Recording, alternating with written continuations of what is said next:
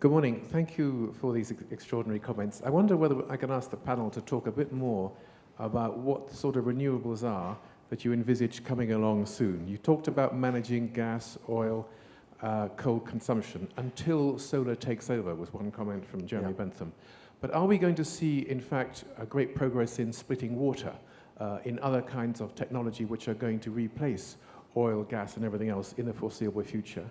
And if that is the way we're going, are governments making a mistake at the moment in putting lots of money into, I don't know, subsidizing wind farms and other kind of short-term palliatives? And should we be putting a lot more money into the research into something really clean and transformatory, like, for example, splitting water and finding that the combination of CO2, sunlight, and good old-fashioned water are going to provide our energy needs in the future? Thanks for that. I'll kick off in the response there.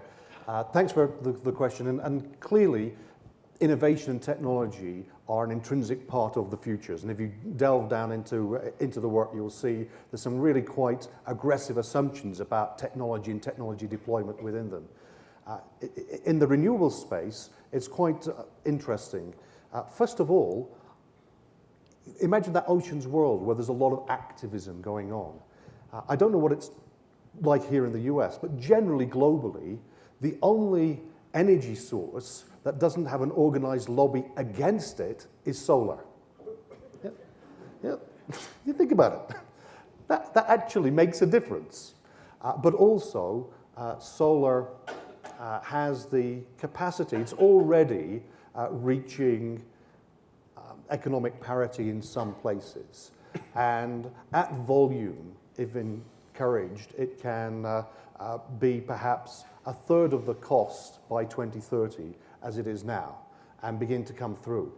But then, another aspect about time that sometimes people neglect because they don't appreciate the global scale of the energy industry.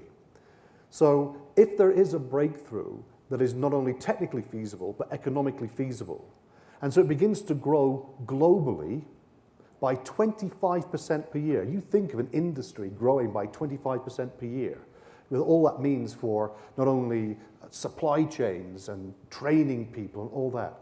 25% per year for 30 years, cumulative, year on year, will get you about 1% of the global energy system. It's amazing. That's the size of the system.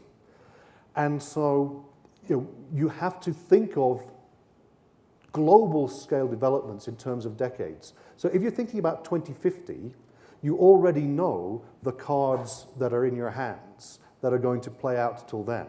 That doesn't mean you take attention off all the new things that will have an impact in the period 2050 to 2100. You still continue that, but just appreciating what that is.